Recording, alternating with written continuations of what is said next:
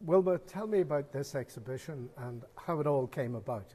This exhibition came about originally because of the former Dean of St Anne's, Dean John Mann, and he contacted the Art College to ask if somebody would be interested in making a piece of work for St Anne's to commemorate the sinking of the Titanic, and he wanted it to be dual purpose, that it would be used as a funeral pall, which in a way is very appropriate because of so many people having lost their lives as well. I mean, it's very imposing, it's very eye-catching. How much work did you and Helen O'Hare have to put into it?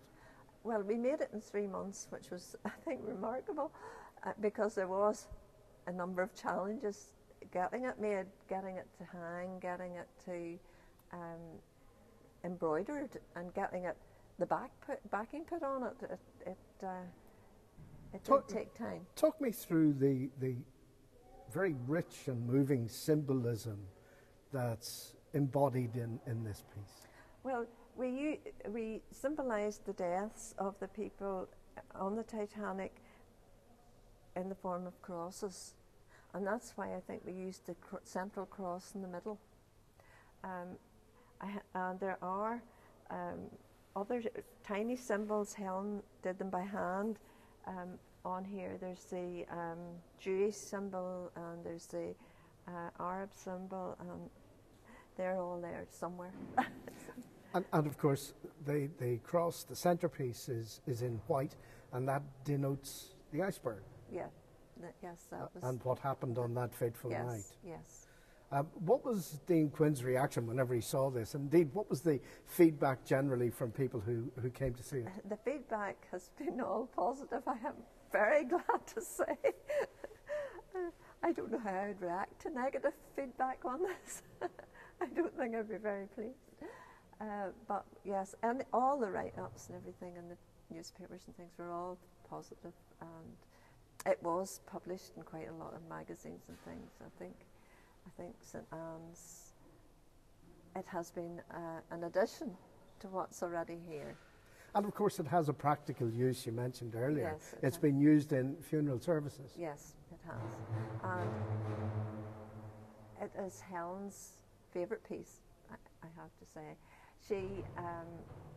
We came to see it it was the first funeral that was held in St Anne's, and I think Dean John Mann asked us if we wanted to come and see it actually on the coffin, and we did, and I think it moved Helen quite considerably, and I don't think she's ever forgotten the experience. I asked her, after I'd been talking to you earlier, what was her favourite piece, because I knew what my own was, but I didn't know what hers was, and she said it was the Pall, and because of that, the experience. If we move from here, just down this way, we come to the stoles in the glass case. What is the backstory here? What was the motivation behind these particular exhibits? After we had made the Titanic Pall, Helen and I had a conversation with Dean John Mann, and we looked at the stoles that they already had, but they didn't have a complement of stoles. They had single stoles, which were maybe from the 60s, 70s, 80s. So he decided that he would start off with the cream stole first, and you can see the influence of the Titanic Pall on it because the crosses are on it. We used the crosses on it, and then the cross that's on the at the shoulder and at the knee level came from the idea of a cross, which is at the back of the church, or the front, which over the door. And when we made those, he said, "Will you make the green stoles, the purple stoles, and the red stoles, which are the liturgical colours?" And for the green ones, we used the carvings in St Anne's drawings from the carvings, and they're the most amazing carvings in St Anne's. There's the ones on the Queen's and King's seats. There's ones on some of the chairs. You know, there's a wealth of things that you could use to influence. Is it very difficult to work in linen? Does it present its own challenges? Linen is a very nice fabric to work on. It is crisp, it's firm, and it sits nicely when it's pressed. The only time it doesn't look good is if it's been rolled up in a bag and then you get it out. It takes a bit of ironing to straighten it all out again. Now, we've seen the stoles, but there are some other items here that are fun items, and these are the samplers. Yes. Tell me the motivation behind those. How did they come about? They came about from looking at our children's drawings. I had 3 grandchildren, and Helen had 2 children, and they were all of similar ages, and we got them to do their drawings, and then I digitized the drawings and machined them and posted them to Helen. She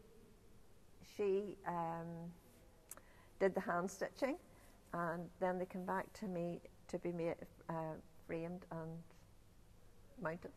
Now, Helen is based in Wimbledon, and yes. I think we've got to understand that presents its own set of specific challenges whenever you're doing this work.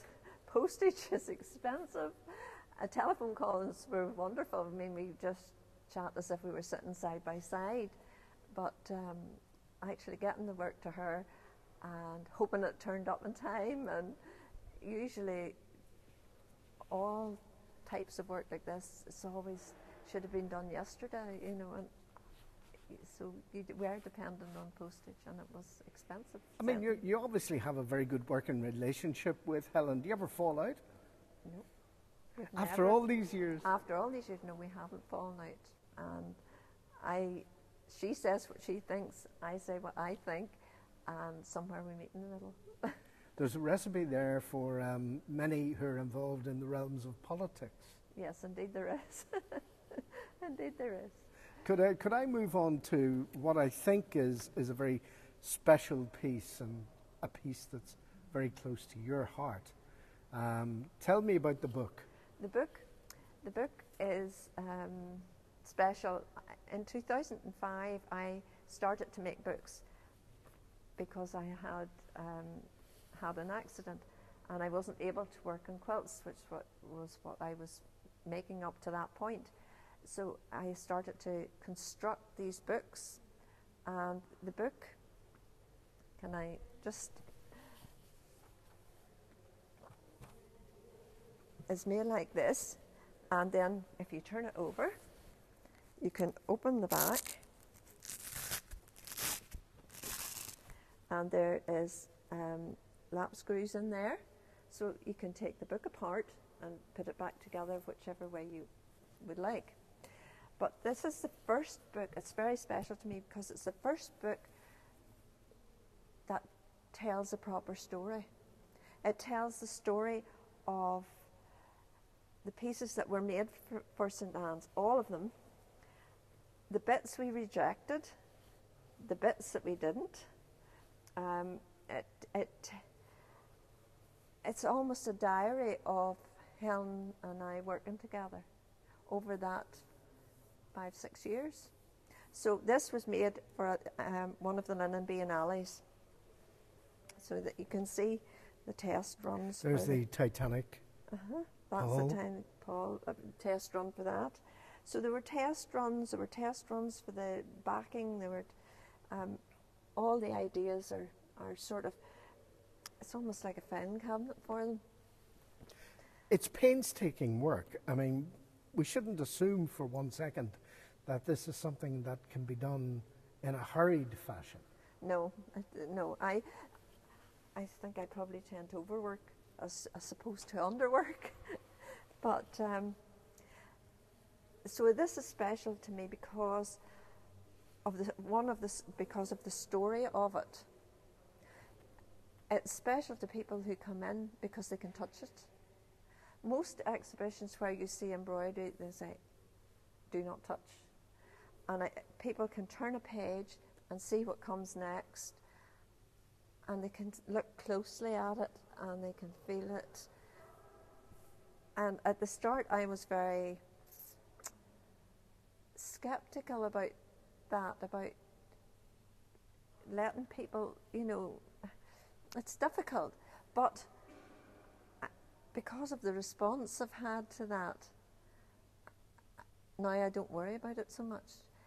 And I know when they had the exhibition down in Flowerfields, which is just finished, I had some of the books on display and they were in showcase. This is Flowerfields Exhibition Centre in Portstewart. In Portstewart.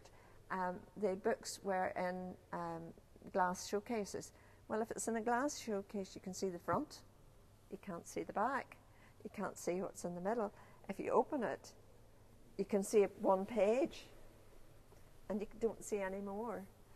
But a book's meant for reading, and this one doesn't have many words, but it still reads as a piece of work. And tells the complete story. And tells the complete story. We're standing here in front of the quilt, and the quilt is very contemporary. It has messages that are relevant to today. Tell me how it came about, what it actually stands for, what it represents to you. Well, this quilt began, I think, just about the start of the Ukrainian war, thereabouts, maybe slightly before. Helen and I discussed what we wanted to do, and some of the drawings are Helen's, some of the drawings are mine. Helen did most of the hand stitching, and I did the construction. It means quite a lot.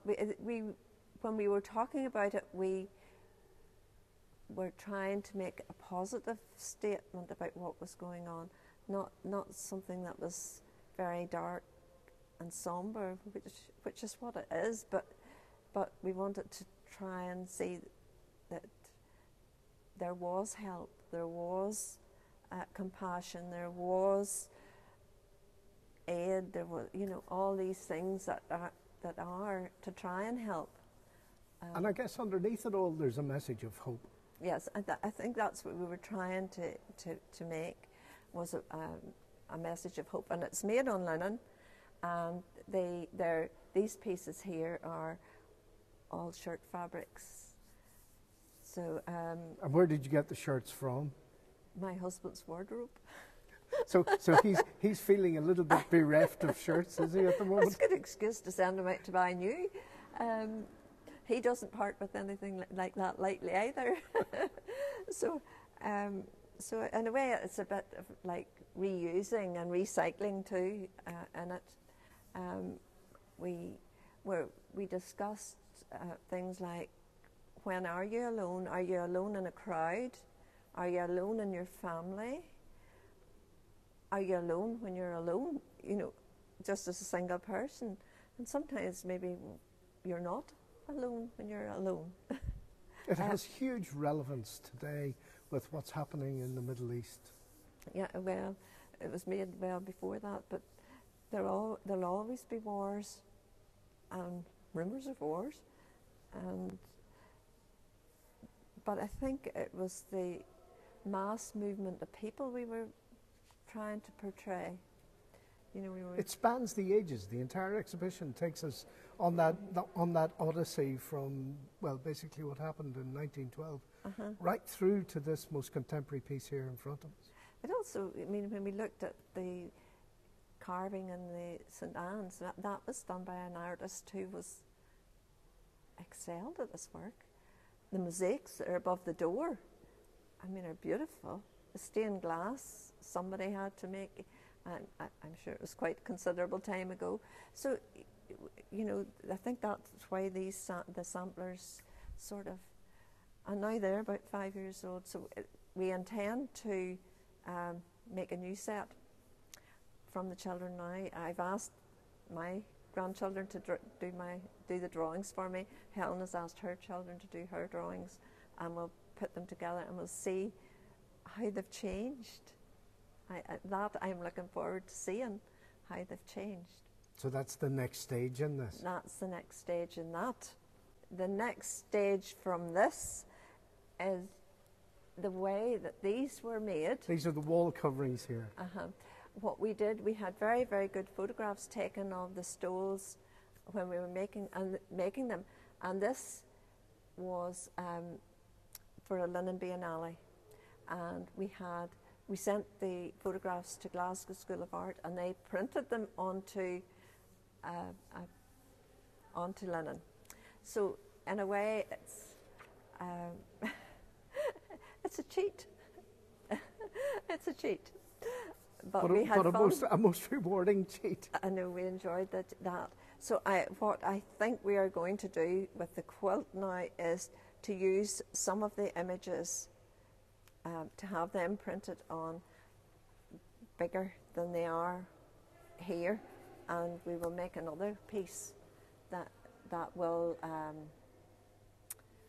be at the next stage from this. So you have a busy few years ahead of you. Well, okay, it's better to be busy, isn't it? You'll not get bored. And then we come to these three pieces here. This piece here, Helen did on her own. I did this one on my own, and then we worked on that one together. So this was for another of the Linen Biennale exhibitions. Helen here was depicting all the children who were sent to weave linen, people who worked in the linen industry. The whole thing was like an overlap of colours and marks. And then this one, we called it Linen, the Fabric of Society. And we used, I searched to find all these, sayings about linen, like a moth will eat the finest linen, and most of them have dual meaning. Cloth ears, A spinner of a yarn, I like the best. A spin a tall tale, threads of warp. People that I have talked to like this piece too. I think they just like reading. As white as a sheet. I know. That's me at the moment, as white as a sheet. Wilma, I'm very grateful for your time and your story and what this means to you. Thank you so much. Well, thank you.